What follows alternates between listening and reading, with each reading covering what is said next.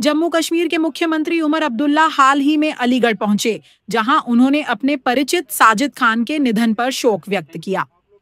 Road मार्ग से दिल्ली से अलीगढ़ आने के बाद उन्होंने शमशाद मार्केट स्थित आफताब मंजिल पर साजिद खान के परिवार से मिले और उनकी कब्र पर फातिहा अता की।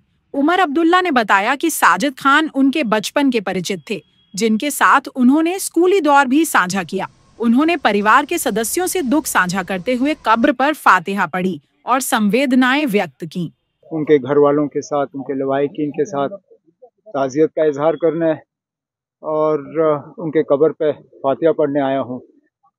और कोई मकसद आज अलीगढ़ आने का नहीं रहा। मुस्लिम यूनिवर्सिटी से किस तरह का रिलेशन रहा है आपके? मेरा बदकिस्मती से कोई खास रिलेशन रहा नहीं।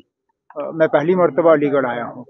इस बात के बावजूद कि मुझे अलीगढ़ यूनिवर्सिटी आने के लिए कई बार जो है इनविटेशनें आई, लेकिन किसी न किसी वजूहात की बुनियाद पर मैं आ नहीं सका।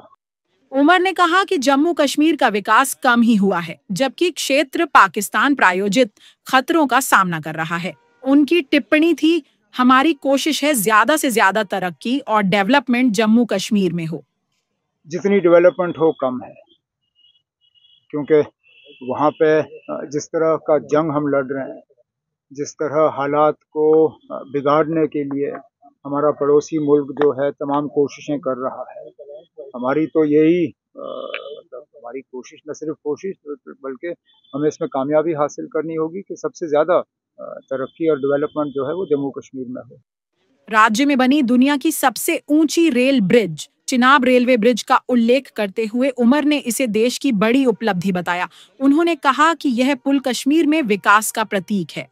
फिलहाल तो दुनिया का सबसे ऊंचा रेलवे ब्रिज है, इसी तरह बना रहे, यही हमारी कोशिश होनी चाहिए।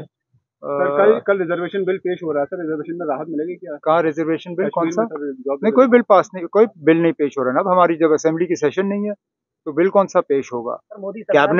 कैबिनेट सब कमेटी ने अपनी रिपोर्ट तैयार की, वो रिपोर्ट जो है कैबिनेट को अब पेश होना है। कैबिनेट की मीटिंग महीने में 2 बार होती है, इस महीने अभी हुई नहीं। कुछ दिनों में कैबिनेट की मीटिंग होगी, उसमें रिजर्वेशन का जो उनका कैबिनेट सब कमेटी के जो रिकमेंडेशंस हैं, जो उनका मशवरा है, वो कैबिनेट के सामने रखा जाएगा, उसके बाद देखेंगे। विकास की जरूरत पर उन्होंने जोर देकर बताया कि सीमाएं चुनौतियों के बीच कश्मीरी युवाओं को रोजगार और आधारभूत सुविधाएं मिलना महत्वपूर्ण है।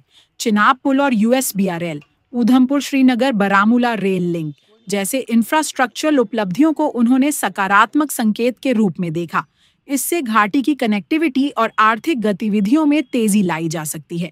आलोचक पूछते हैं कि विकास सिर्फ भौतिक संरचनाओं तक सीमित न रहकर शिक्षा, स्वास्थ्य, नौकरियों और नागरिक आजादी तक कैसे फैलेगा। लोगों ने वोट दिए, 2 बार लगातार जो है रीइलेक्ट हुए हैं। अब देखें इस टर्म में कितना होता है। तो पहलगाम के बाद टूरिज्म क्या बहाल हो रहा है वहाँ पर?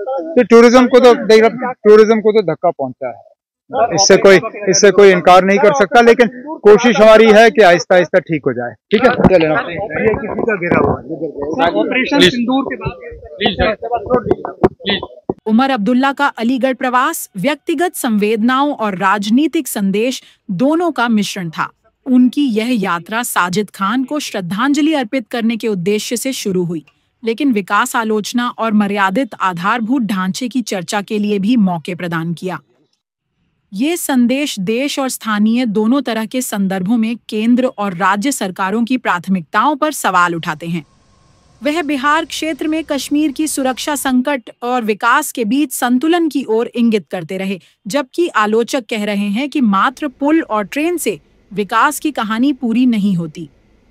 आगे सबको देखने की जरूरत होगी कि ये चर्चाएं कश्मीर की नीति और राजनैतिक दिशा में कैसे रंग लाती हैं। रिपोर्ट अरुण कुमार सिंह, अलीगढ़।